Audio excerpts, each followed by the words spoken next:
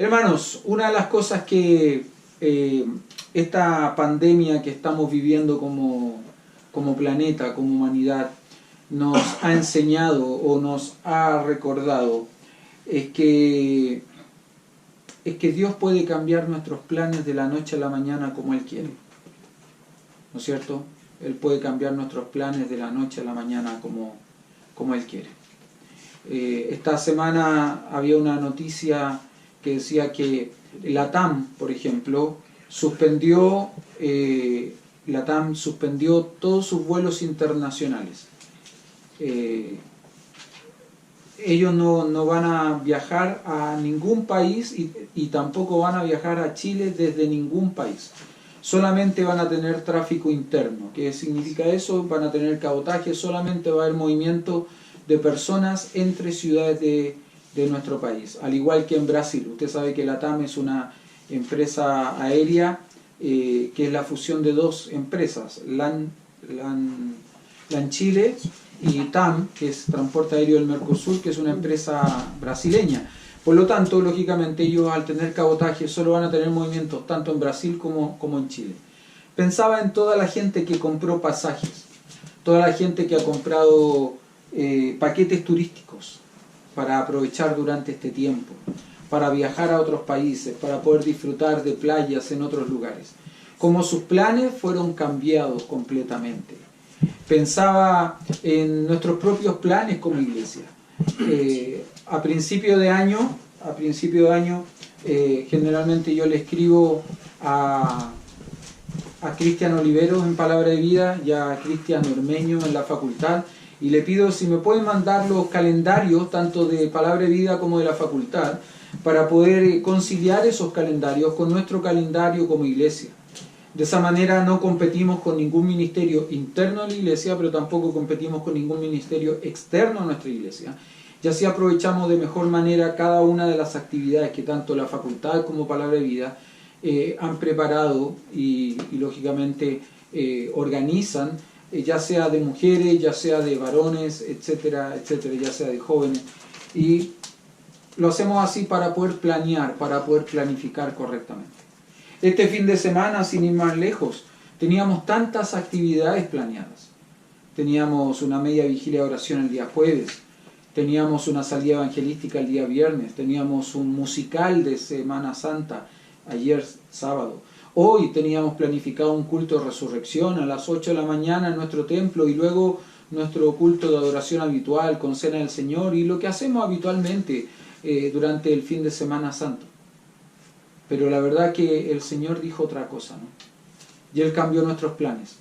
Y probablemente si nosotros revisásemos los que llenan agendas, sus agendas, toda la planificación que tenían para el año, todas las planificaciones están ahí en compás de espera, tratando de saber si es que esta situación sanitaria que estamos viviendo, si esta pandemia en algún momento se levanta y podemos empezar a vivir la vida tal cual la habíamos planificado, ¿no es cierto? Eso nos hace recordar un versículo que se encuentra en el libro de Santiago, que dice: hay de vosotros que decís, hoy o mañana iremos y traficaremos en tal o cual ciudad, cuando no sabéis lo que es el día de mañana. Porque ¿qué es vuestra vida? Sino neblina que aparece por un poco de tiempo y luego desaparece, se desvanece. Ciertamente todas esas planificaciones han quedado en el aire. Todas esas planificaciones han sido completamente deshechas por el Señor. ¿Por qué? Porque evidentemente Él tenía planes distintos. Él evidentemente tenía una forma de actuar, una forma o un plan distinto para nuestras vidas durante todo este tiempo. Las iglesias hemos tenido que cerrar nuestros templos. Las iglesias hemos tenido que suspender nuestras reuniones por amor y responsabilidad a nuestras congregaciones. Pero la iglesia sigue más viva que nunca. Hoy día quizás viviendo la vida de iglesia como la iglesia del primer siglo la vivió, en las casas, en los hogares. El evangelio no está preso, la palabra del Señor no está presa. Y es más, es probable que la palabra del Señor en este tiempo haya sido predicada más y haya tenido un alcance aún mayor al que ha tenido la palabra del Señor en los últimos años en nuestros templos. Porque por vía de estas transmisiones, la palabra del Señor ha llegado a lugares que en otras circunstancias no hubiese llegado, a personas que en otras circunstancias no hubiesen escuchado. Es impresionante cómo el Señor ha cambiado los planes. Pero así como el hombre planifica, hermano, déjeme decirle algo, Dios también planifica. Dios también desarrolla un plan y su palabra nos muestra que Él ha desarrollado desde el principio, desde antes de la fundación del mundo, desarrolló un plan. ¿Y qué es un plan? Bueno, un plan básicamente es la determinación de pasos para la consecución de un logro. Eso es un plan. ¿Es malo planificar? Ciertamente que no. Es más, creo que es muy bueno planificar. Es muy bueno planear, desarrollar en el tiempo, ¿no es cierto?, una estrategia para conseguir cosas que uno se propone. Bueno, Dios planificó. Dios planeó, aún desde antes de la fundación del mundo, planeó y llevó adelante su plan. Ha llevado adelante su plan de manera progresiva. Ahora, fíjese, conocemos mayoritariamente la historia de la creación narrada en Génesis, ¿no? Génesis capítulo 1, verso 1, dice que en el principio creó Dios. Y a partir de esa frase, a partir de ese texto, se empieza a desencadenar una serie de actos creativos de Dios. En 6 días el Señor creó todas las cosas tal cual nosotros las conocemos. Lo lindo, lo interesante de este proceso creativo de Dios es que Dios establece su poder, su omnipotencia. También establece su creatividad. Por cuanto Él crea todo lo que conocemos, ¿no es cierto?, de forma variada, de forma distinta, pero también poderosa. Fíjese que la palabra utilizada ahí en Génesis 1.1 para en el principio creó Dios, es que Dios creó todas las cosas a partir de la nada. Y Él a partir de la nada lo creó todo. Probablemente usted recordará que en el colegio a nosotros nos enseñaron que de la nada sale nada. Sin embargo, Dios de la nada lo creó todo. En el principio creó Dios. Pero no solamente eso, ¿no? Más adelante, en Génesis capítulo 1, versos 26 y 27, después de que Dios ha creado todas las cosas, ha creado los cielos y la tierra, ha separado las aguas de la tierra, después que ha creado todos los seres vivientes, toda la vegetación del campo, todas las aves de los cielos, después que ha creado todos los peces del mar, en el versículo 26 de Génesis capítulo 1 y verso 27, va a decir lo siguiente, ¿no? Entonces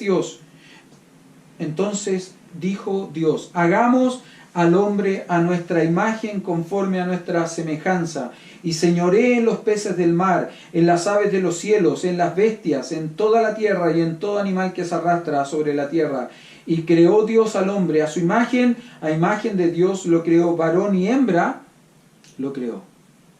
Luego en el capítulo 2, que es un capítulo que relata de forma más detallada cómo es que Dios crea al hombre, en el verso 7, Génesis 2.7 dice, entonces Jehová Dios formó al hombre del polvo de la tierra y sopló, inspiró en su nariz, y fue el hombre un ser viviente. Dios ha desarrollado un plan, y en ese plan estaba la creación del mundo, tal cual nosotros le conocemos. En ese plan no solo estaba la creación del mundo, también estuvo la creación del hombre. Pero ¿cuál es el propósito de la creación? ¿Cuál es el sentido que tiene la creación? ¿Para qué la creación fue creada? Bueno, si usted mira en algunos textos del Nuevo Testamento, podrá comprender cuál es el sentido, cuál es el propósito de la creación.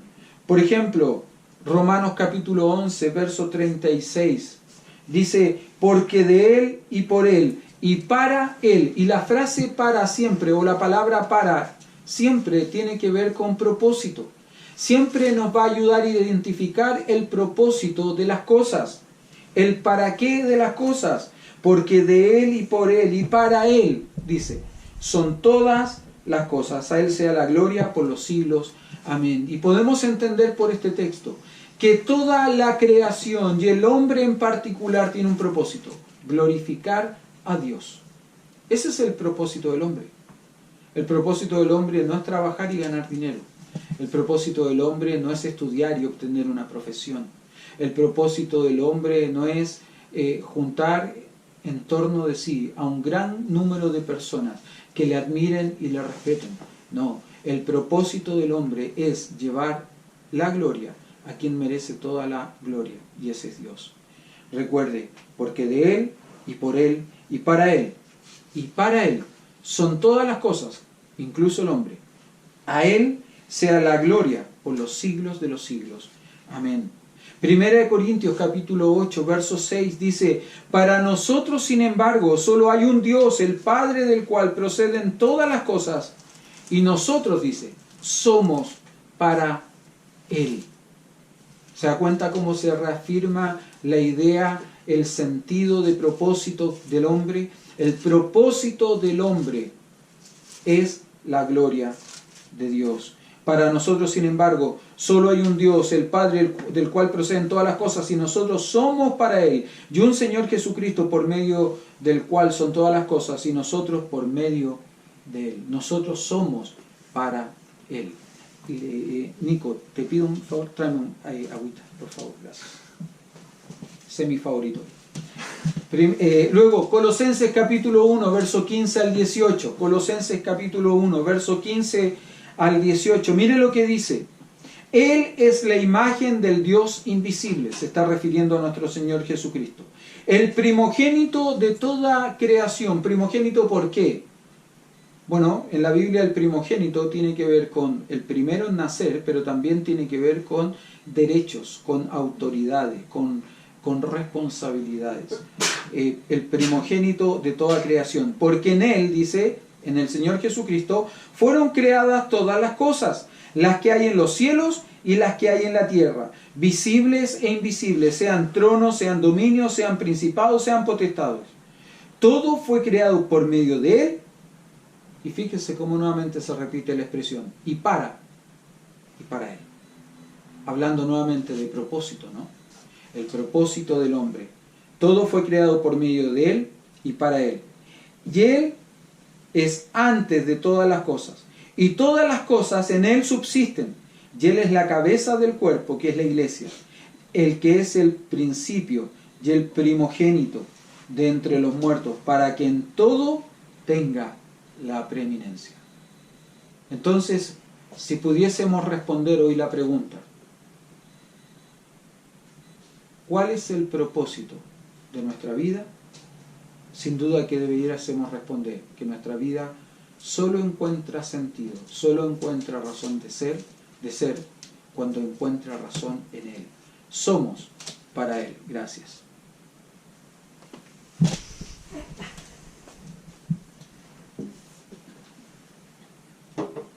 ¿No? Sí, solo creo. Ah, ya, bueno. Sí, posavasos. ¿Posavasos también? Es para todo. Ya. Entonces, el propósito de nuestra vida solo encuentra propósito cuando entendemos que somos para Él. Luego la pregunta que surge, ¿no?, es: ¿qué falló? ¿Por qué, si fuimos creados para Él, no vivimos para Él? ¿Por qué, si fuimos creados para Él, no vivimos para Él? ¿Qué falló? Y sin duda para eso necesitamos de nuevo ir al principio, al origen de las cosas, ¿no? Génesis capítulo 3 nos narra, nos cuenta cómo fue o por qué fue que las cosas fallaron. Génesis capítulo 3, verso 1. Pero la serpiente, dice, era astuta, más que todos los animales del campo que Jehová Dios había hecho, la cual dijo a la mujer: ¿con que Dios os ha dicho no comáis de todo árbol del huerto? Hermano, déjeme decirle algo. Este es el primer pecado registrado en la Biblia. Este es el primer pecado registrado en la Biblia, la mentira. Y alguien me dirá: no, pastor, el primer pecado es la desobediencia. No, este es el primer pecado registrado en la Biblia, la mentira. El primer pecado del hombre es la desobediencia. Pero el primer pecado registrado es la mentira. La mentira de Satanás, el diablo. ¿Por qué? porque él sembró duda en el corazón de Eva. Dios no había dicho, no comáis de todo árbol del huerto. Él dijo lo contrario, él dijo, coman de todo árbol del huerto, menos de uno. Y la serpiente sembró duda en la palabra de Dios, sembró duda, para lo cual él distorsionó la palabra de Dios. Mire cómo sigue el texto, ¿no? Y la mujer respondió a la serpiente, del fruto del árbol, de los árboles del huerto podemos comer, pero del fruto del árbol que está en medio del huerto, dijo Dios, no comáis de él, ni le tocaréis para que no muráis. Y aquí hay una distorsión. ¿Por qué? Porque Dios nunca dijo ni le tocaréis. Él dijo no comáis solamente. Y ahí ya hay una distorsión, ¿no es cierto? Luego, verso 4, entonces la serpiente dijo a la mujer, no moriréis. ¿Y sabe lo que hace la serpiente ahí? No, desacredita la palabra de Dios. Él está diciéndole a la mujer, Dios mintió, desacreditando su palabra. Lo cual generó en la mujer, ¿qué cosa? Verso 5, sino que sabe Dios que el día que comáis de él serán abiertos vuestros ojos y seréis como Dios sabiendo el bien y el mal. Y vio la mujer que el árbol era bueno para comer y que era agradable a los ojos y árbol codiciable para alcanzar la sabiduría y tomó de su fruto. ¿Qué generó en ella? Un deseo. Fíjese, duda, distorsión, descrédito, deseo. Y este deseo desencadenó ¿en qué? Desobediencia. Y comió y dio también a su marido, el cual comió así como ella. Y ahí tenemos el relato, ¿no? De cómo es que el plan maravilloso de Dios, de que el hombre lleve la gloria a Dios, se rompe. ¿Por qué? Porque el hombre pecó. Porque el hombre simplemente pecó. Y de esta forma el hombre pierde su comunión con Dios. La vergüenza le lleva a esconderse de Dios y la muerte entra en el mundo. Pero fíjese un poquito más adelante en el verso 9, cómo Dios le llama al hombre, ¿no? Mas Jehová Dios llamó al hombre y dijo, ¿dónde estás tú? Y siempre que leo este texto, pienso, bueno, Dios no sabía dónde el hombre está. ¿Acaso Dios no es omnisciente y lo sabe todo? ¿Que acaso el hombre podía esconderse realmente en este lugar? Y la respuesta a esos cuestionamientos, a esas preguntas que me hago, es, Dios sabía. Dios sabía perfectamente dónde él estaba. No es que él no supiese dónde estaba el hombre, sino que Dios en esta pregunta, en este llamado al hombre, hace lo que ha hecho por toda la historia de la humanidad. Darle la oportunidad al hombre para que se arrepienta y vuelva humillado delante de él. Dios sabía perfectamente dónde estaba el hombre.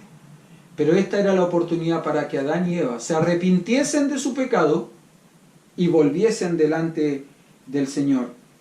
Lamentablemente, ellos no lo hicieron, ¿no? Verso 9, mas Jehová Dios llamó al hombre y dijo, ¿dónde estás tú?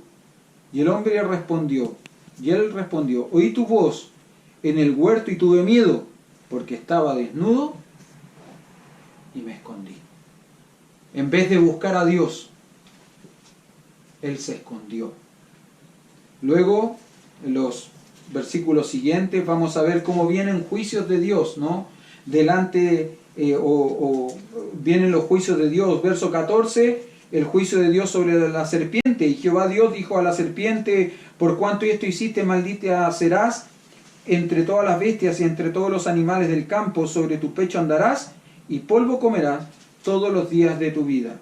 Verso 16, a la mujer dijo, multiplicaré en gran manera los dolores de tus preñeces, con dolor darás a luz tus hijos, y tu deseo será sobre tu marido, y él se enseñoreará de ti. Verso 17, el juicio sobre el hombre. Y al hombre dijo, por cuanto obedeciste a la voz de tu mujer y comiste del árbol de que yo te mandé diciendo, no comáis de él, maldita será la tierra por tu causa, con dolor comerás de ella todos los días de tu vida. todos los días de tu vida. Pero también en este pasaje, hermanos, también en este pasaje, se inicia lo que muchos llaman la historia de la esperanza. Y esa historia de la esperanza inicia con una profecía, inicia con una declaración de Dios. En medio de estos juicios a la serpiente, a la mujer, al hombre, hay una declaración de Dios donde Él indica, donde Él profetiza, donde Él dice anticipadamente que de la mujer, de la simiente de la mujer, nacería un Salvador. Verso 15, y pondré enemistad entre ti, la serpiente y la mujer, y entre tu simiente, vale decir, tus descendientes y la simiente suya. Esta te herirá en la cabeza, la simiente, la descendencia de la mujer te herirá en la cabeza y tú le herirás en el calcañar. Y esto tiene que ver con dos cosas. Primero tiene que ver con el alcance de las heridas. La serpiente herirá al descendiente de la mujer en el calcañar, vale decir en el talón. Una mordedura dolorosa, pero no mortal. Sin embargo, el descendiente de la mujer, el Salvador, heriría a la serpiente en la cabeza, y esa sí es una herida mortal. Y entendemos que esa herida mortal se produjo en la cruz del Calvario, donde Jesucristo nuestro Salvador fue herido dolorosamente, pero no para siempre. A diferencia de Satanás el diablo, que fue herido una vez y para siempre, derrotado una vez y para siempre. Pero también el otro alcance de la declaración de Dios en este texto es que el Salvador vendría nacido de una mujer, vendría con forma corporal, con cuerpo humano. A partir de esta profecía vemos cómo el plan de Dios para la redención del hombre comienza a tomar forma. ¿Se acuerda que dijimos un poco antes que cuando Dios llama al hombre, este avergonzado se presenta vistiendo delantales de hojas? Mire, fíjese en capítulo 3, verso 7, no lo hemos visto todavía. Capítulo 3, verso 7. Entonces dice, después que el hombre y la mujer han comido del fruto del árbol prohibido, después que ellos han comido, ¿no es cierto?, del árbol de la ciencia del bien y del mal, entonces, verso 7 dice que sus ojos fueron abiertos, ¿no es cierto? Los ojos de ambos fueron abiertos, y conocieron que estaban desnudos. Entonces cosieron hojas de higuera y se hicieron delantales. Cosieron hojas de higuera. ¿Por qué? Porque reconocieron su vergüenza, reconocieron su desnudez, ¿no es cierto? Y las hojas de delantales de higuera, los delantales de hojas de higuera, eso es, al revés. Los delantales de hojas de higuera representan las justicias del hombre. El hombre siempre ha intentado presentarse delante de Dios con su propia justicia, diciendo: yo soy bueno, yo hago cosas buenas, yo merezco el cielo, yo merezco ganar tu favor, yo merezco tu gracia, merezco tu misericordia, merezco tu amor. ¿Por qué? Porque soy bueno, porque hago estas buenas cosas. Pero el profeta Isaías, ahí en Isaías capítulo 64, verso 6, dice que nuestras justicias delante de Dios son como trapos de inmundicia. ¿Por qué? Porque todas nuestras justicias están contaminadas por nuestro propio pecado. Sin embargo, Dios, en el capítulo 3 de Génesis, mostrando al hombre su gracia y su misericordia, mire lo que dice que hace en el verso 21. Y Jehová Dios hizo al hombre y a su mujer túnicas de pieles y les vistió. Para lo cual, hermano, un inocente tuvo que ser sacrificado. Porque las pieles no estaban tiradas, ¿no? Las pieles no salían como fruto de los árboles. Las pieles no eran un trozo de pasto que surgía, que crecía en el campo, no. Las pieles eran justamente el recubrimiento de un animal inocente, que tuvo que ser sacrificado para que el pecado del hombre pudiese ser tapado. Desde ahí entendemos que el plan de Dios demandaría siempre el sacrificio de un inocente, el derramamiento de sangre inocente, para que el pecado del hombre pudiese ser primero cubierto, luego completamente borrado. Déjeme decirle esto. El plan de Dios, el plan divino, no fue una respuesta al pecado del hombre. No fue algo que se elaboró después de la caída. No fue un plan de contingencia alternativo por si algo fallaba. No, Dios desde antes de la fundación del mundo sabía que el hombre pecaría. Tanto así que el apóstol Pedro lo declara, ¿no? En 1 de Pedro capítulo 1, verso 18 en adelante, cuando él dice: sabiendo que fuisteis rescatados de vuestra vana manera de vivir, no con cosas corruptibles, como oro o plata, sino con la sangre preciosa de Cristo, como de un cordero sin mancha y sin contaminación, ya destinado, verso 20, y es muy importante esta frase, ya destinado desde antes de la fundación del mundo. Creo que Samuel Pérez Millos, el predicador, el maestro, el teólogo, el gran teólogo español, dijo una vez en una de sus predicaciones que Dios, antes de decir sea la luz, dijo sea la cruz. Porque Él sabía perfectamente, antes de la fundación del mundo, que el hombre pecaría. Y que Jesucristo, el Cordero de Dios que quita el pecado del mundo, tendría que morir en una cruz para poder darnos salvación y vida eterna. Algunas personas en este punto llegarán a pensar y a cuestionar entonces, bueno, ¿y por qué Dios permitió el pecado? Si Dios es bueno, si Él sabía que el hombre pecaría, ¿por qué no lo impidió? ¿Por qué permitió el pecado? Pero olvidan algo.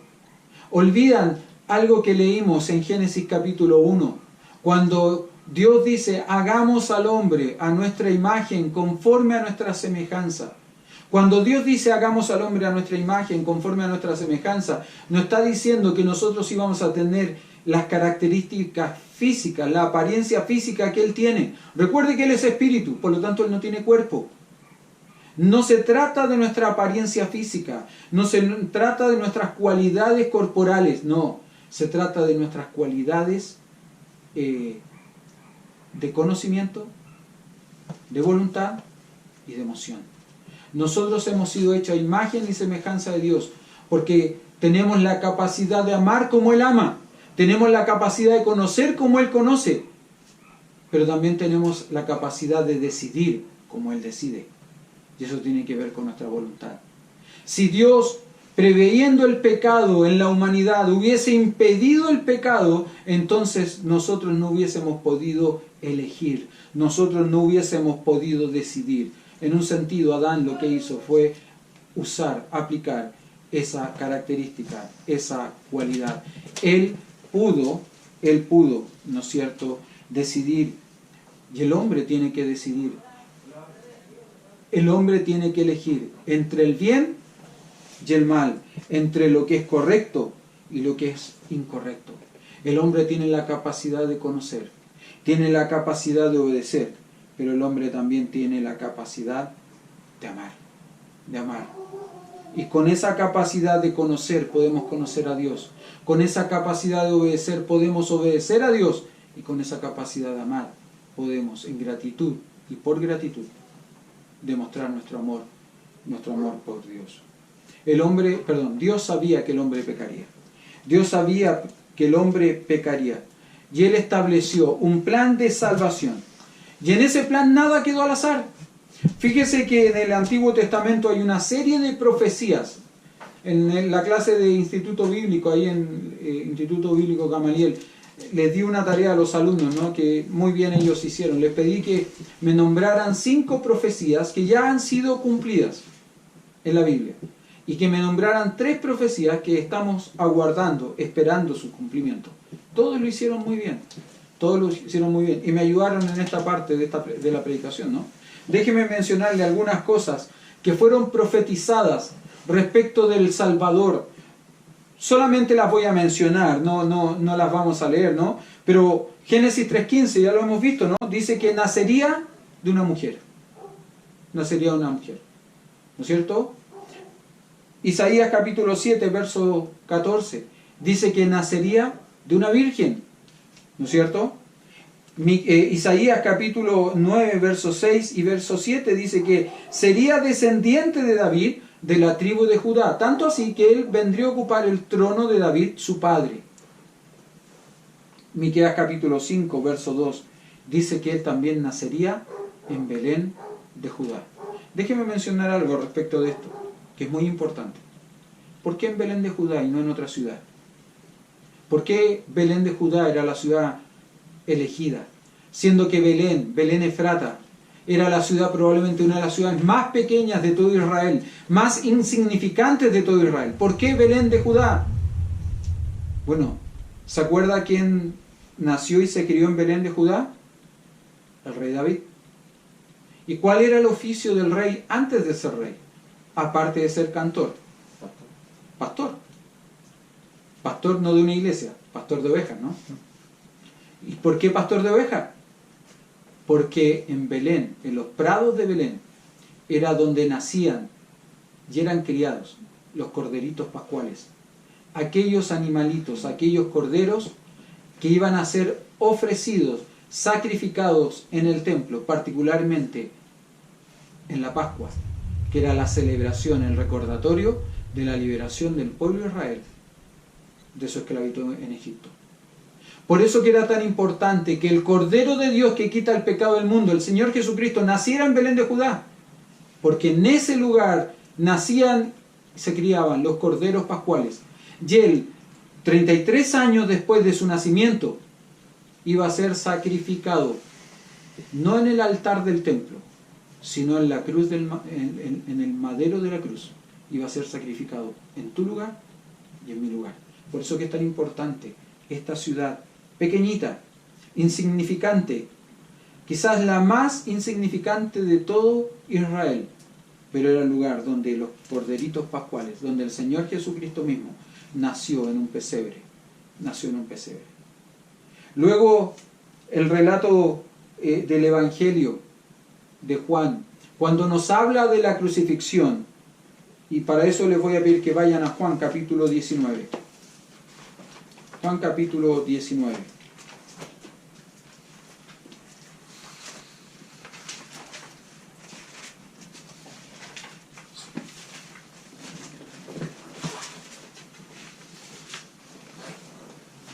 Y vamos a leer desde el verso 23. No, miento. Vamos a leer desde el verso 16 en adelante.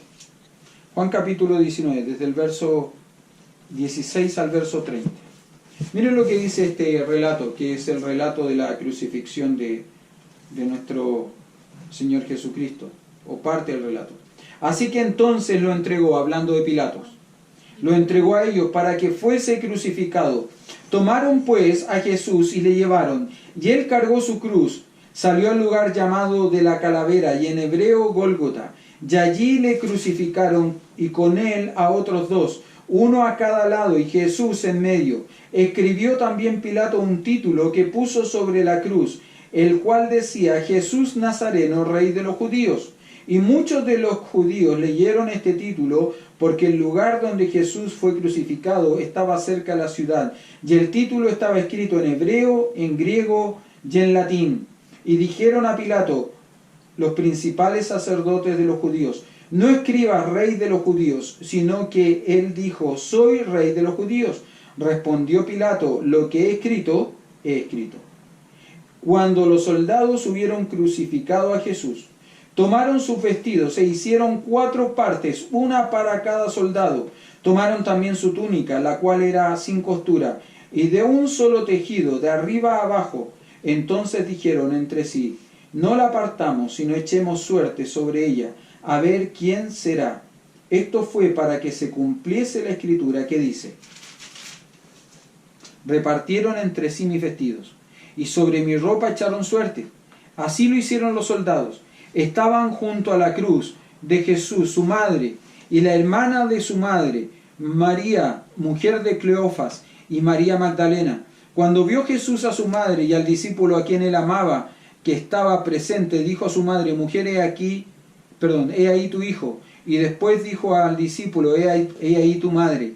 Y desde aquella hora el discípulo le recibió en su casa. Después de esto, sabiendo Jesús que ya todo estaba consumado, dijo: para que la escritura se cumpliese, tengo sed.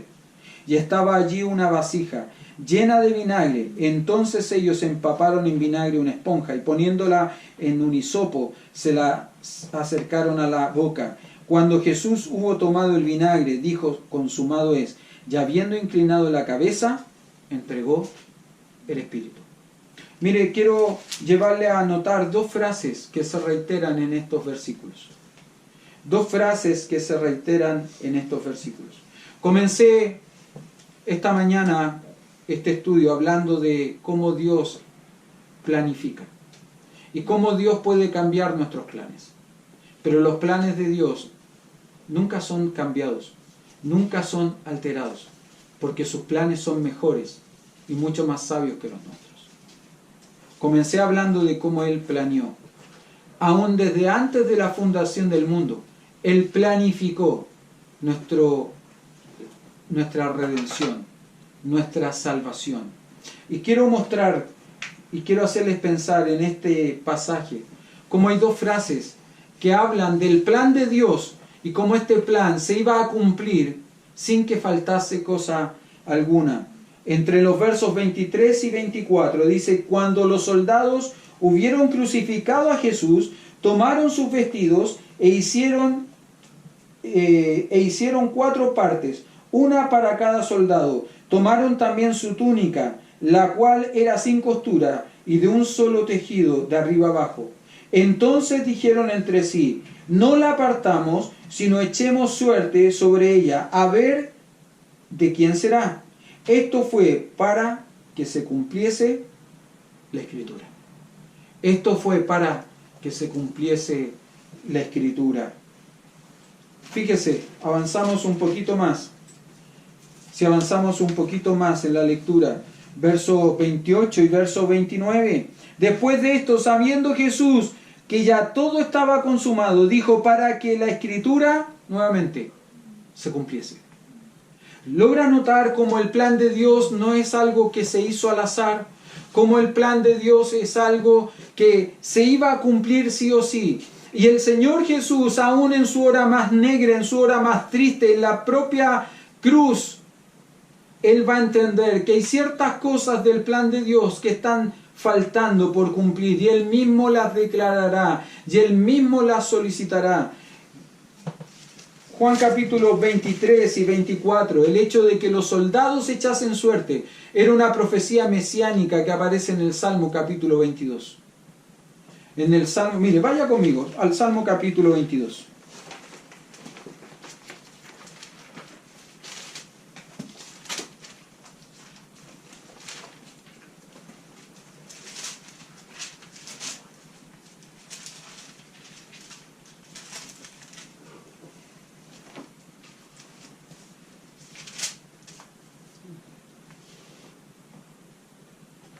(22:18) repartieron entre sí mis vestidos y sobre mi ropa, dice, echaron suertes. Es lo que hicieron los soldados a los pies de la cruz. La profecía mesiánica del rey David, cientos de años antes, se cumplía en la cruz. Y el Señor Jesús, entendiéndolo, ¿no es cierto? Entendiéndolo, lo acepta, ¿no? Bueno, lo reconoce. Esto fue, como dice el verso 24, esto fue para que se cumpliese la Escritura. Un poco más adelante, en el verso 22, entendiendo, mire, me gusta como dice esta expresión: después de esto, sabiendo Jesús que ya todo estaba consumado, estaba a punto de cumplirse todo lo que estaba así predispuesto, que estaba a punto de cumplirse todo lo que Dios ya había así determinado, dijo, para que se cumpliese la Escritura. ¿Qué cosa dijo él? Tengo sed. Tengo sed. Y este era el cumplimiento, ¿no? Este era el cumplimiento de otra profecía del Antiguo Testamento. Este era el cumplimiento de otra profecía del Antiguo Testamento. Déjeme mirar porque pensé que lo tenía anotado y no lo tengo anotado.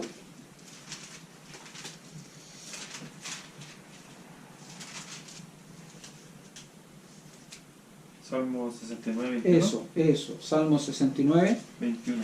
21. ¿Cómo dice? Ah, no, de las que no tienes micrófono, yo lo leo.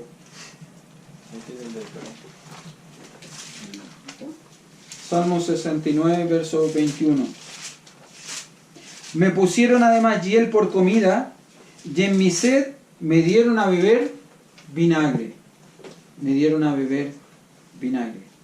Ahora, fíjese que no solo la frase de que para que se cumpliese la escritura se reitera en estos pasajes. Hay una palabra además que se reitera. Versículo 28. Después de esto, sabiendo Jesús que ya todo estaba, ¿cómo dice ahí? Todo estaba consumado. Todo estaba consumado. Luego en el verso 30, cuando Jesús hubo tomado el vinagre, dijo, consumado es. Esta frase o esta palabra, consumado. Consumado. La palabra en sí es una palabra que denota o que quiere decir que un trabajo, una tarea que ha sido encomendada ya ha sido cumplida.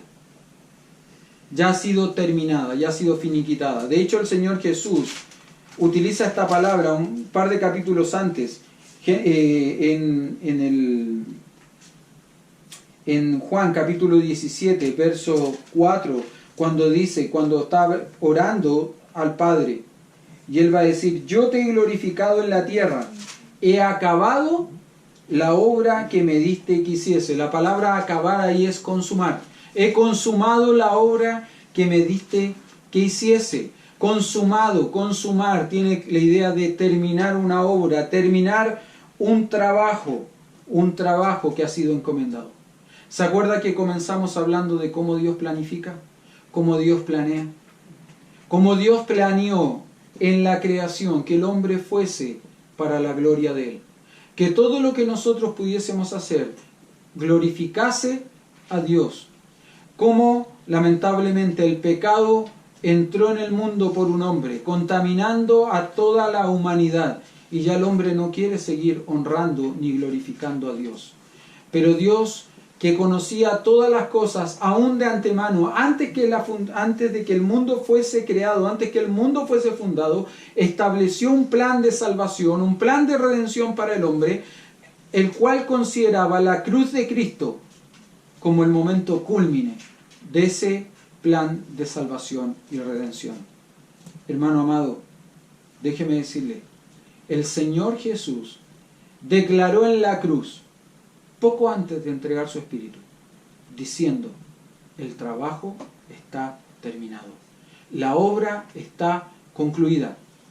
Ayer me preguntaron, por redes sociales compartí una palabra, y algunos me preguntaron, pastor, ¿qué significa? Y yo les dije, bueno, mañana en la predicación, ahí vamos a saber. La palabra que yo compartí con la iglesia en las distintas redes sociales fue tetelestai. Tetelestai. ¿Y qué significa tetelestai? ¿Cómo se traduce tetelestai? Bueno, se traduce como esta frase, ¿no? Del verso 30. Consumado es. Consumado es. Jesucristo en la cruz del Calvario le estaba diciendo al Padre, antes de entregar su espíritu, Padre, consumado es. La obra está terminada. Tu demanda ha sido satisfecha. La sangre de un inocente, tal cual aquellos animales que sirvieron para vestir con pieles a Adán y Eva en Génesis capítulo 3, fueron sacrificados. De la misma manera, un inocente fue sacrificado en una cruz para el perdón de tus pecados, para el perdón de mis pecados. Tetelestai, consumado es. Déjeme decirle algo más. Esta expresión, tetelestai, también tenía una connotación comercial. Cada vez que una persona adquiría una deuda, se escribía un papel, una especie de pagaré, donde quedaba registrada la deuda de esa persona. Y a medida que la persona iba abonando pagos a la deuda, lógicamente se iba descontando. Pero cuando la persona traía el último pago de la deuda, se ponía o se escribía, se colocaba un timbre o se escribía en ese papel, se escribía la palabra tetelestai. que quería decir la deuda fue saldada. La Biblia dice que la paga de nuestro pecado es la muerte. Y Cristo, al decir consumado es en la cruz, dijo la deuda de su pecado, no de nuestro pecado, la deuda del pecado del hombre ha sido saldada. Lo único que basta, lo único que resta por ahora, es que nosotros creamos que todo ya está consumado. Consumado. Y una vez que entendemos que todo ha sido consumado, que la deuda ha sido saldada, que la obra ha sido terminada, lo único que nos queda, hermanos, es volver al propósito inicial. Recordar que el hombre fue creado por medio de él, pero también para él. Vivamos para él. El apóstol Pablo escribe a la iglesia en Filipos: para mí el vivir es Cristo y el morir es ganancia. Viva a Cristo. Viva a Cristo de manera tal que cuando le toque partir de esta tierra, de manera tal que cuando le toque morir, su muerte realmente sea una ganancia. Que el Señor les bendiga. Gracias por acompañarnos esta mañana. Antes de despedirnos vamos a tomar un tiempo de oración y luego de eso ya vamos a despedirnos formalmente, ¿sí? Vamos a orar. Nicolás Torres, por favor, dirígenos en oración.